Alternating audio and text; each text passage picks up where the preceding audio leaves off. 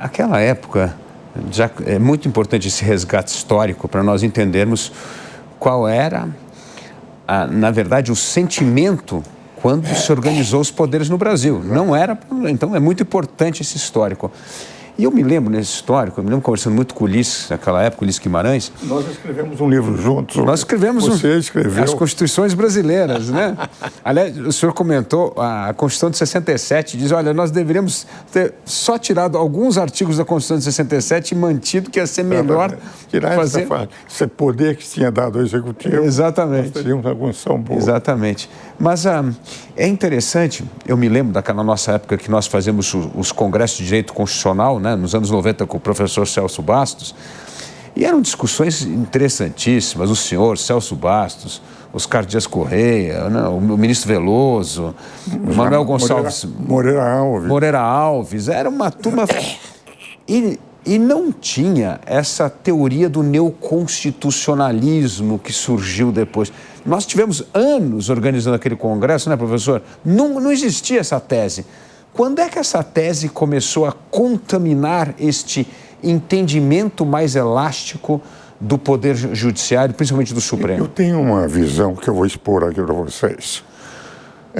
No tempo que eu advogava, eu advogo ainda no Supremo Tribunal Federal, mas agora muito mais limitadamente, porque não posso mais viajar por causa das minhas deficiências físicas, mas online continuo atuando e eles hoje admitem até sustentações orais online.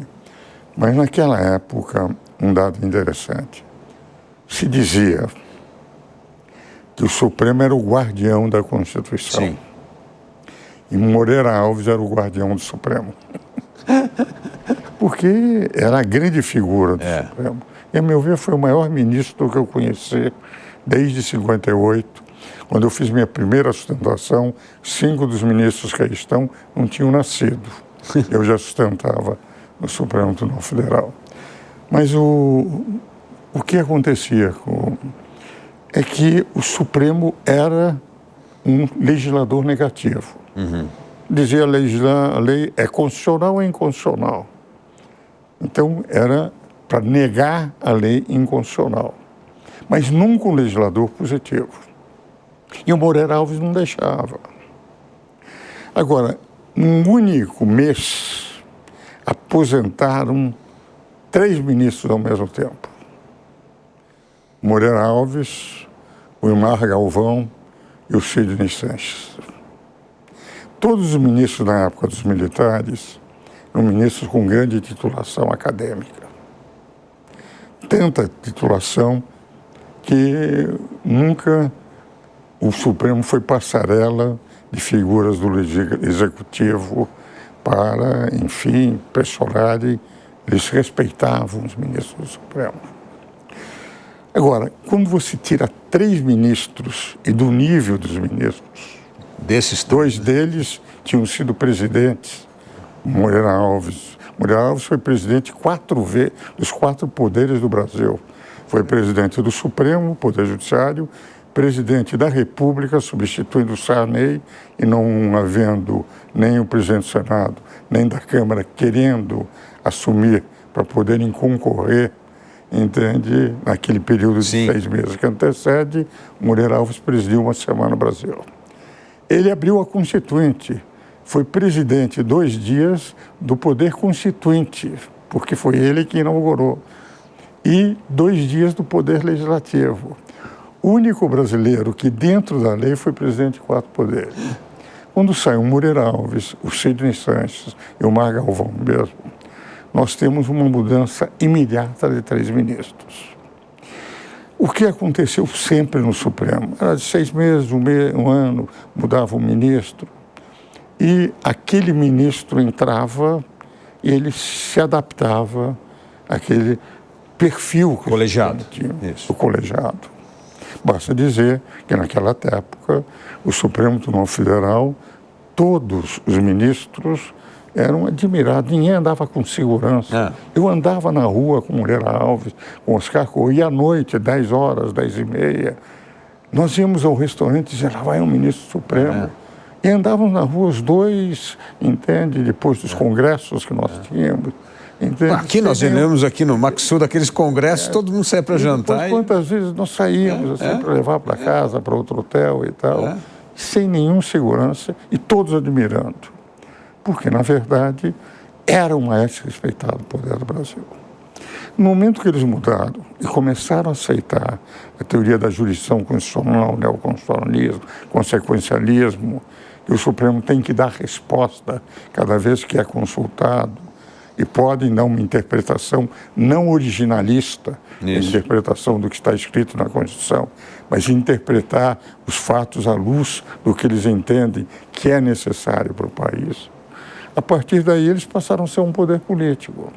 Passaram a legislar, legislaram um marco temporal, legislaram em relação ao aborto. Não, inclusive...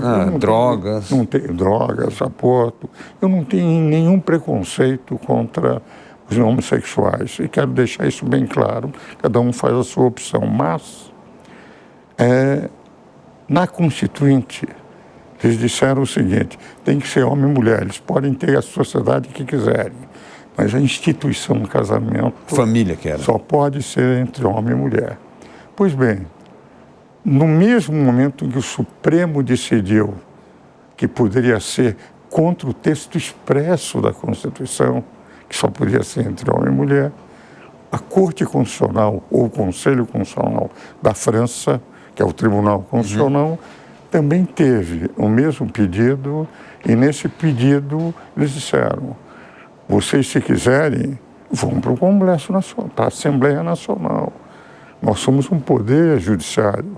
Quem tem que decidir isso é a Assembleia. Eles foram para a Assembleia Nacional e conseguiram lá a lei, que é o normal. Você tem que conseguir a lei no Poder Legislativo, mas o Supremo legislou. Então, cada vez que o Supremo legisla, amesquinha, em primeiro lugar, o Poder Legislativo. Sim. Porque toma uma função que não tem. E, por outro lado, se transforma num poder político. E, por qualidade, eu reconheço grandes qualidades nos ministros que aí estão, mas eles passam a ser tratados como políticos. E quando passaram a ser tratados políticos, podia ser, prendo fulano, prendo ciclano, etc., passaram a ter que usar seguranças. E hoje, todos os ministros têm segurança e são agredidos verbalmente na rua, coisa que era impossível de se admitir ou imaginar na época do Moreira Alves e dos outros. Não pela qualidade dos ministros, mas pelo perfil que eles admitiram de hoje poderem também legislar. Por exemplo, grande parte do problema que hoje nós estamos tendo com os Estados Unidos deve-se à pressão das plataformas digitais americanas que foram prejudicadas, evidentemente, no momento em que o governo decide que o artigo 19, o Supremo, o artigo 19... Do Marco Civil da Internet. Do artigo 19 do Marco Civil da Internet, que pela Constituição diz claro aqui o seguinte, o abuso é livre a comunicação e o abuso será punido, é evidente que a posteriori o abuso vai ser punido pelo Poder Judiciário, é o que estava no artigo 19. Quando eles dizem o seguinte, de agora em diante, não vai ser mais um controle a posteriori, mas um controle a priori. E quem vai controlar e vai ser o censor é a plataforma, que se não controlar, vai ser multada. É evidente que na dúvida, eles não publicam. Teremos censura prévia. Censura prévia. Isso traz prejuízos, isso foi a pressão que fizeram em relação ao Trump, entende? Dizendo, é liberdade de expressão, porque nós vamos ser censores e, na dúvida, vamos controlar. Então, quer dizer, esse poder legislativo que eles se auto-outorgaram é que, a meu ver, tirou, digamos, a credibilidade, como nós vemos nas pesquisas, do Supremo perante o povo. Então, eu sempre tenho dito, são grandes constituintes, são grandes ministros, melhor dizendo, mas não são constituintes. E apesar da admiração que eu tenho pelos juristas, como um velho professor universitário há 61 anos, eu acho que eu tenho o direito de divergir.